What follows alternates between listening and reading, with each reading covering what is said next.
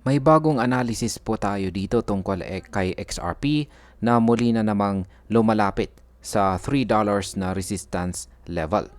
Ayon po sa isang analyst, kailangan ng malinaw na breakout na may sapat po na volume para makatawid sa XRP sa matibay na resistance na ito.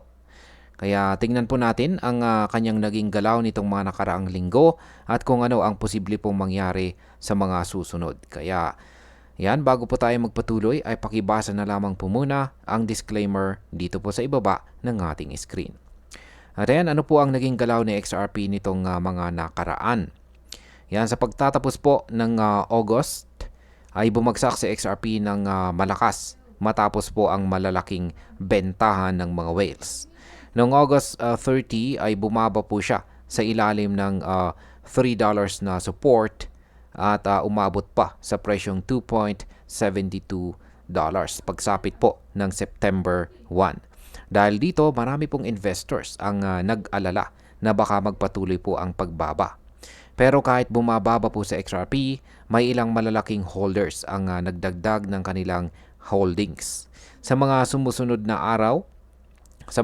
po na araw, unti-unti siyang nag-stabilize at umikot po sa presyong $2.75. At noong September 7, bigla po siyang nag-rally pataas at umabot sa $2.92.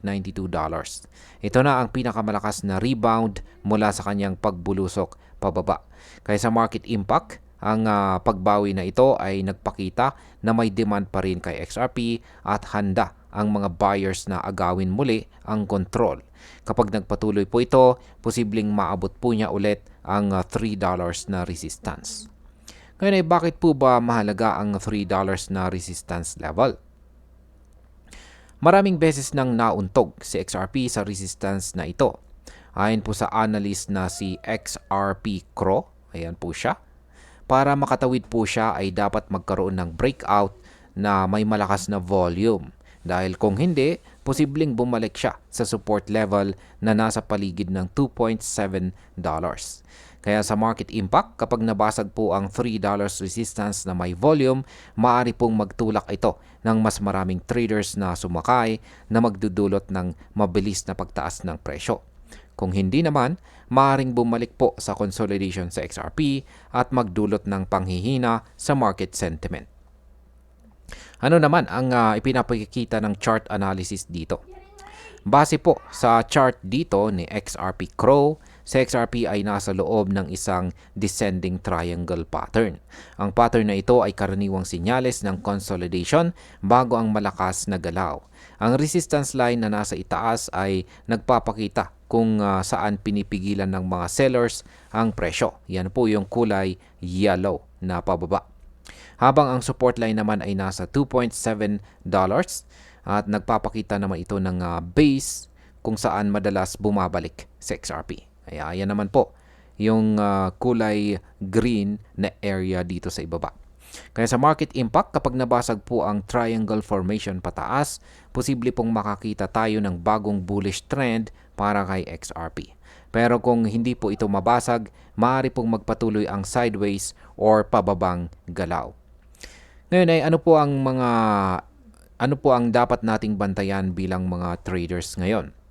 Una ay bantayan po natin kung mababasag ba ni XRP ang $3 na resistance level. Pangalawa ay tignan po natin kung may kasama bang malakas na trading volume ang breakout. At pangatlo ay bantayan po natin ang support level na nasa $2.7 dahil ito ang huling linya ng depensa bago po muling bumaba sa XRP. Kaya sa market impact, kung nagtagumpay po ang breakout, tataas ang kumpiyansa ng mga investors at posible pong magbukas ng panibagong yugto ng price discovery. Pero kung mabigo po itong sa XRP, maraming traders ang maaari pong magbenta at magdala ng pressure pababa. Yan bilang panghuli, para po sa akin, napakalaga ng susunod na galaw na XRP sa paligid po ng $3 na presyo. Kung makakaakyat po siya ng may lakas, posible itong maging simula ng panibagong bullish run. Ngunit kung paulit-ulit po siyang mauuntog sa resistance, may ligtas po mas ligtas po na hintayin natin bilang mga traders at investors ang malinaw na breakout bago po tayo pumasok ulit.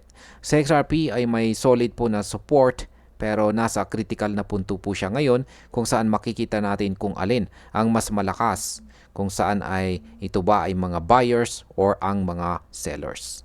At ayun, hanggang dito na lamang po tayo sa video na ito mga ka-crypto. Marami pong salamat sa panunood. Ingat po tayo lagi at God bless po sa ating lahat.